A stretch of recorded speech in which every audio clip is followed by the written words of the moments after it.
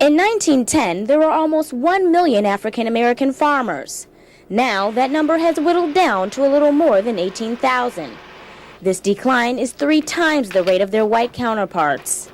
And some critics say a history of loan discrimination at the USDA county offices is to blame. They claim that delays in the application process, lost paperwork, and broken promises have led to the decrease in African American farmers. We've heard time and again, they go into the office, they ask for an application, they're told come back in 3 weeks.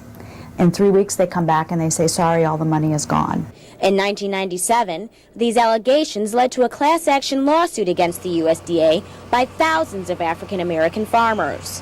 2 years later, a settlement was reached covering farmers who applied for loans with the USDA's Farm Service Agency between 1981 and 1996.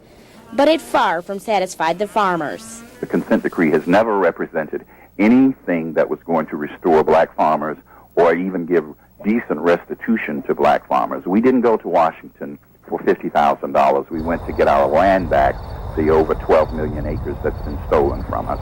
But the USDA says the settlement was agreed upon and set up into 2 tracks to accommodate the farmers' claims. Track A is the one that's been used most often. It is the one with the most liberal requirements with respect to making a claim or proving discrimination. On the other hand, Track B is one in which there's substantive information or evidence to suggest that, in fact, discrimination did occur. Approved claimants in Track A were to receive $50,000 and credit relief. Those in Track B were to receive the actual dollar amount equal to their losses.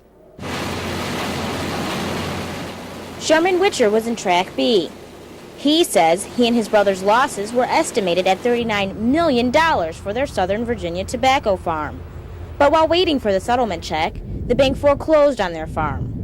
Witcher blames the Justice Department for failing to inform the bank about their settlement. At the time that all these things went on, these events went on, I lost my land and house lost the house physically and lost the land on paper. The Justice Department knew we had won the case. It's all they had to do is say, money's coming, you got to wait on us till we get it.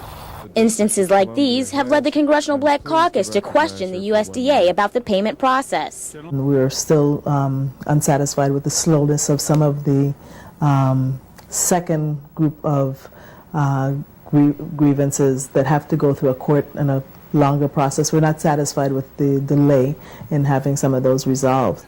There is no delay, as best I know, about paying the claims that have been approved.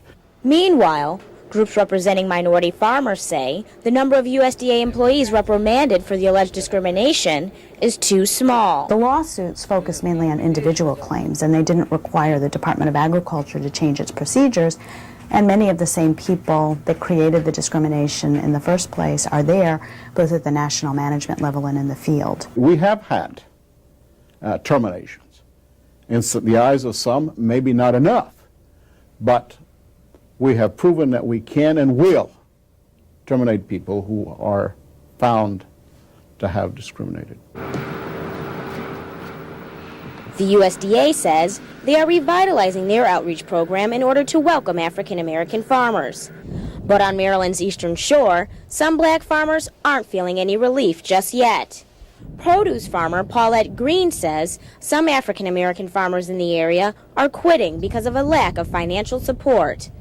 In terms of equipment, buying equipment and going through all of that things that you have to go through, many black farmers have opted not to do that.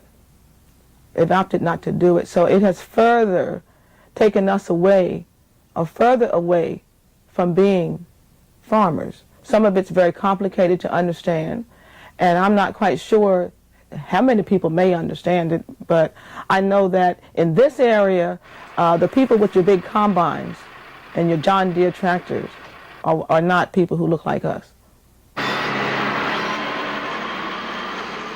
Recently, a new class action lawsuit against the USDA has sprouted, and many of the farmers in the original suit have joined the new one. They hope the suit will result in more structural changes at the USDA so they can get back to tilling the earth. For the WashingtonPost.com, I'm Erica Flowers.